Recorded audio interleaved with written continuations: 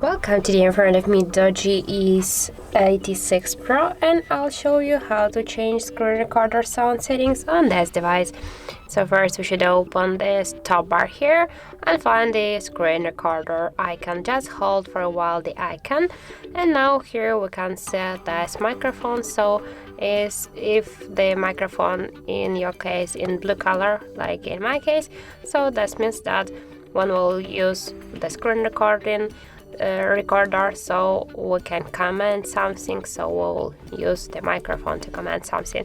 If you want to turn off just this feature, you should click here once on the microphone here, and after that your screen recorder video will be muted. And just to turn it on, just click once again on the microphone.